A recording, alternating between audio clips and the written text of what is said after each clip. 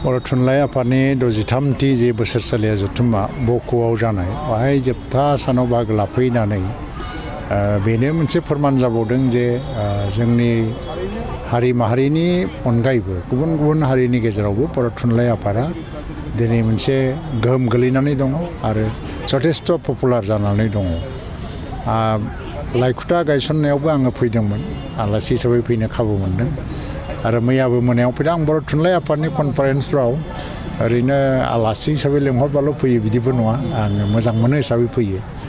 दा बेबायदिनो गिबि मन्थ्रियाबो फैबाय आरो बर' राव थुनलाइनि बा सोलोंथाइ बिथिंनि माखासे जेंनाफोरखौ सुस्रांनायाव जोङो माबोरै खामानि मावलांगोन बिनि सोमोन्दैबो मोनसे आभास होलांदों।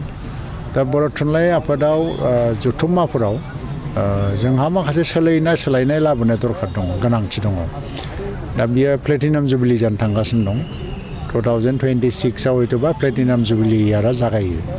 थ' बर' थुनलाइ आफादा बै बोसोरखौ नायहरनानै मोनसे ड्रास्टिक मोनसे चेन्ज रिफर्म लाबोनो गोनां जादों बहुद दिगाव।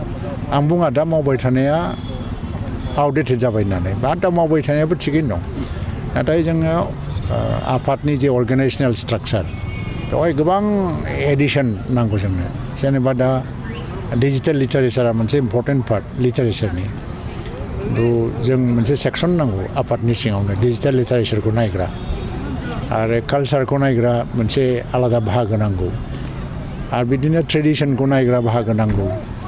फार्स्टिं जा मिडियामनि आरो टिचारफोरनि जेंना दं बे मोनसे आयदा जाहैबाय। आरो संगठनाबो मोनसे खुब भलन्टारि मोनसे आइडियाजों सोलिबाय थायालासेनो सिस्टेमा फुलप्रुफ जायोबा बेवहाय एडमिनिस्ट्रेसननि मोनसे उइं नांगौ, संगठननि इन्टारनेल एडमिनिस्ट्रेसनखौ लाखिनो थाखाय। थ' बेफोरखौ जोङो गोबां सोलाय सोल' लाबोनांगोन। प्लास जोंनि जि स्टाडिनि एरिया, बर' थुनलाइ आफादा आफादल' जायालासिनो, खामानि मावग्राल' जायालासिनो, बा बिदिनो बोसोर कनफारेन्सल' खुंग्रा जायालासिनो मोनसे स्टाडि खालामग्रा आफादबो बियो। बे स्टाडिनि एरिया जोंहा बांनांसिगौ दं। आं दहाय आंनि बिबुंथियावबो बुंदों, दिनै वर्ल्डनि स्कलारफ्रा फैयो बर' थुनलाइखौ स्टाडि खालामनो फैयो, रिसार्च खालामनो फैयो। थ' लासै लासै बै स्कलारफोरा नोंनि आर'नाइ एबा दैमा दैसा एबा गामसा दख'ना नों बेवहायनो सोनारबाय थानानै आबै आबौनि सल'आव नों लिटारेचार क्रिएट खालामबाय थायोबा बिसोरनि इन्ट्रेस्टफ्रा गोमालांगोन।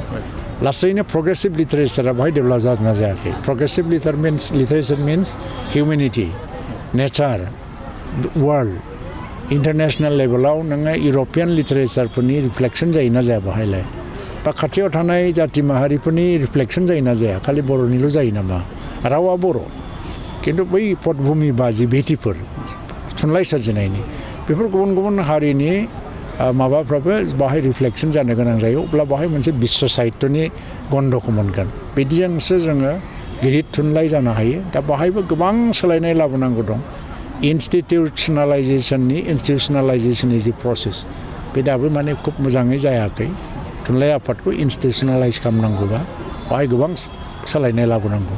नाथाय दासिम जि मावबोबाय, फ्राय 72 इयार्स रानिं दा थुनलाइ आफादा, पृथिबियाव हयथ'बा रावनिबो हिस्ट्रियाव जे मोनसे रावा इसेबां गुसुं समनि गेजेराव इसेबां जौगानाय गैया।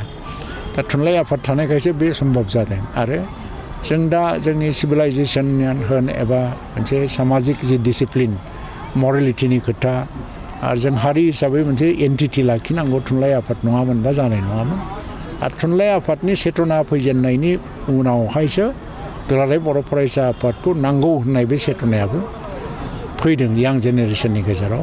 बेनिखायनो थुनलाइ आफादखौ जों सिबिनांगौ, जुगे जुगे सिबिनांगौ आरो जोंनि राव थुनलाइ बेखौ फोथांनानै लाखिनांगौआव गोदान मोनसे जि कनसियासनेस बेखौ लाबोनानै जोङो थांनानै थानो नाजालायनांगौ। आं बेखौनो खावलायदों।